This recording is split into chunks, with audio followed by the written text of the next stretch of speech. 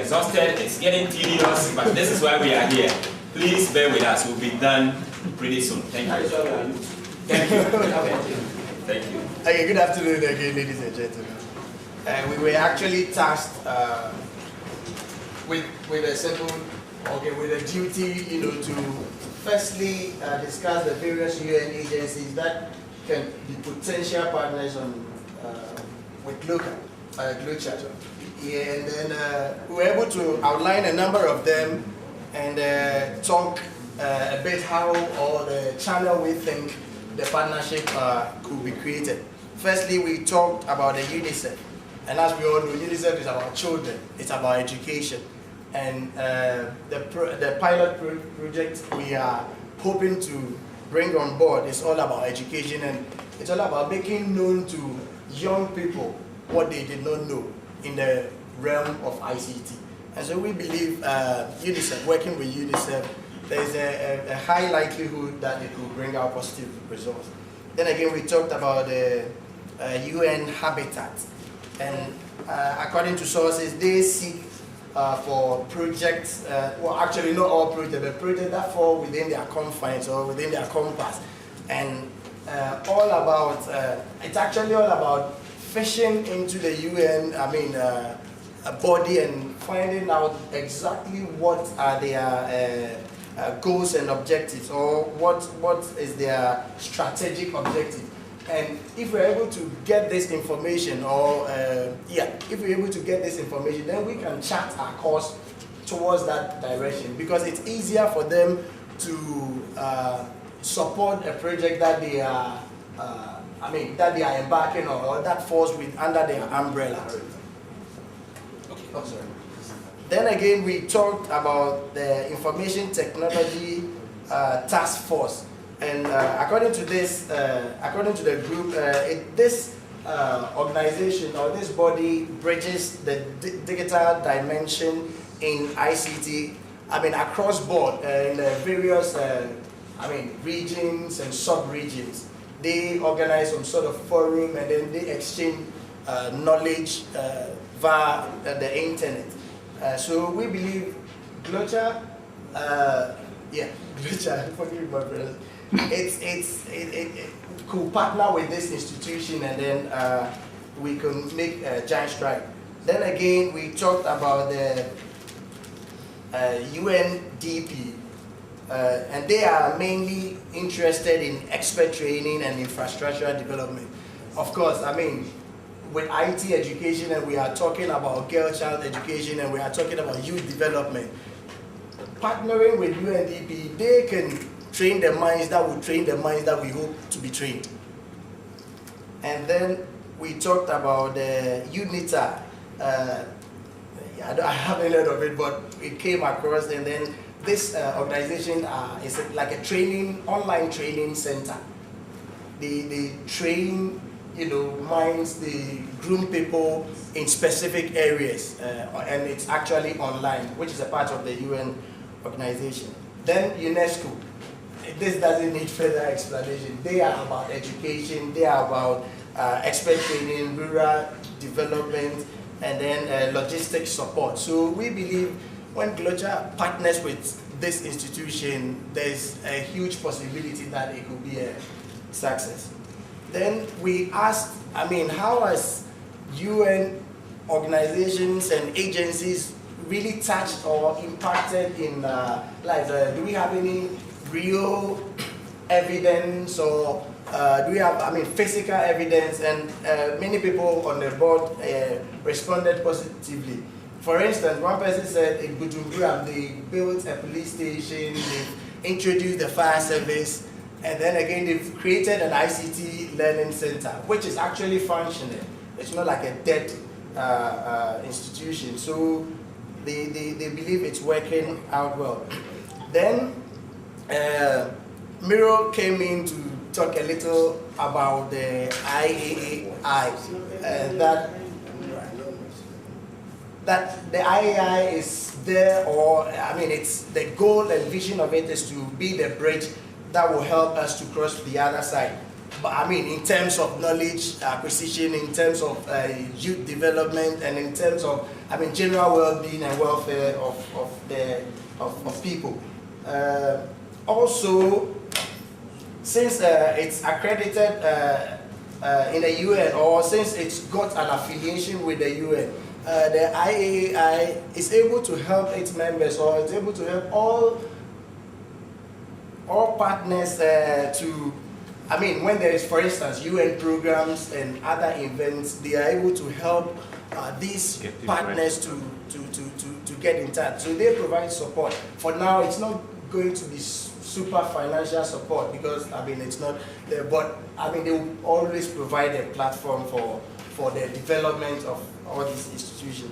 Then again, we talked about the other sectors which are not the national and local partners that we think this pilot project could be associated with. We talked about the district assemblies, just like in the earlier submission, that because of decentralization, we need to partner with the district chief executives and then their institutions, so we can work well.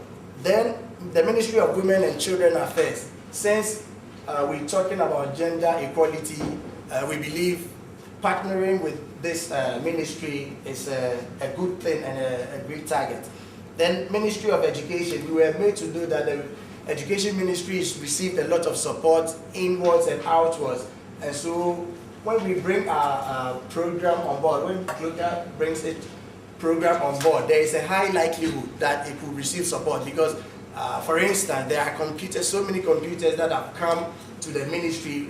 This is peculiar to Ghana, and I'm sure it's cut across.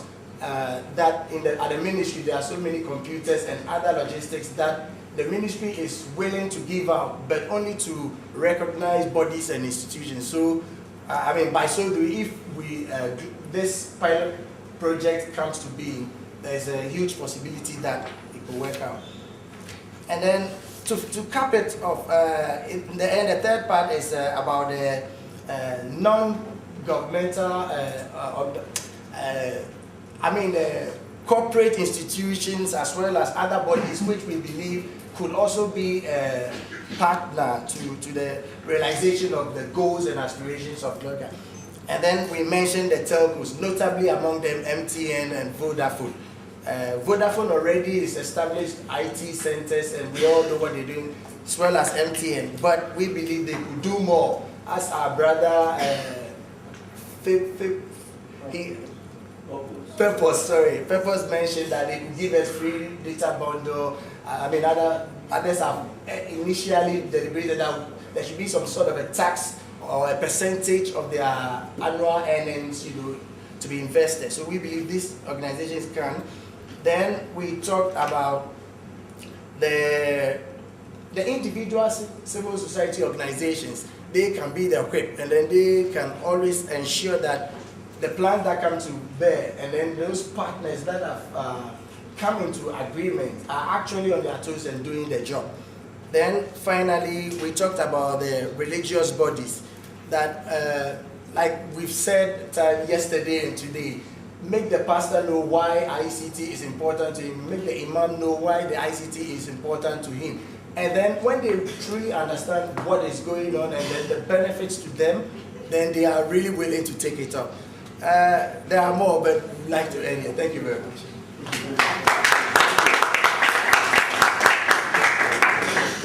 Thank you.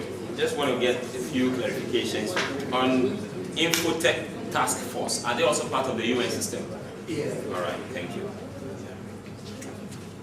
Well, have you come up with any contacts specifically that we can? No. Everything was online. Everything was online. I see. So we can check some of these out online. You also have direct contact. Yeah. Okay, that's a reaction from the And for working with any UN agency, you must key in with their program that they're implementing at that particular time. Okay. I have experience working with UNDP, I have experience working with UNESCO, I have experience working with UNICEF. So if we have a program that I want to do on child protection, or child protection especially, promoting the implementation and that is to evaluate and monitor the implementation of the child right law. And GloCha have a program we can key in with UNICEF through the regional or the country rep. Because other politics in place that if they don't know you, they cannot work with you. Then for UNDP, they have a project now that they have a lot of funds. They call it DGD, Democracy, Governance, Development. There's a lot of funds in that place. The funds they have is for one, to mobilize women's participation in politics. To mobilize women's participation in politics, they have special fund for gender. So it is from that fund from gender that in my country that we, the youth, that we are tapping from. They can fund, they sponsor 10 of my members to South Africa to monitor the election. This group have funds. Then UNITA, we have UNITA in my country too, but there's a counterpart funding that my state was supposed to pay. So that because UNITA do training. So those UN systems, if we know one component, we know the research, get a contact person, then meet with the contact person in advocacy visits. They will not tell us how we can work together. It's not a matter of we writing letter and dropping the letter there. We must know the contact person. And look to other networks that they are working with, like they work with Jiga, they work with IEC. So if we belong to any of these networks that they are working with, let us leverage on this network. So that when I'm pursuing it from Nigeria, at the same time, Ghana should be pursuing it. At the same time, Togo, all the member states that are here should be pursuing it. So that when they see a proposal in Nigeria, when there's one in the regional, then we can also work. And this UNESCO, this their MIL, the steering committee will be meeting in France. If we can get this proposal to them directly, that this is what we decide to do in Africa. This is what we decide to do. They are going to key this network to be part of their program. Because under the steering committee, I'm suspecting there will be a meeting this year where all of us can also come and prepare and present what our findings. So if we know the aspects these people work with, UNICEF is big. I know they have child protection, I know they have nutrition, I know they have education. But if we want to target child protection, which is their area that they have passion for, using the Global Challenge Center, we can also get funds for projects. If they cannot give us funds, they can also build our capacity and include us to be part of the organization they want to work with. But in all this, whoever is representing us in any country, your integrity matters. Your passion matters. If we can keep the momentum we have here and we keep our integrity, if they tell us do this, we do it. If we cannot do it, we tell them we cannot do it. If we are able to build that trust, this network will be one of the most supported networks in Africa. Because the Global Challenge Center is, I call it, is a blank check. You can use it to work with enemies. Don't anybody look at what they want to do. Use the Global Challenge Center to engage youth to participate in it. Everybody wants that. Then we can get funding for this program. Thank you very much. Any other comments, especially for those of us who were not part of that discussion, especially if you have any key contacts, reference to any of these UN agencies, we'll be happy to have them.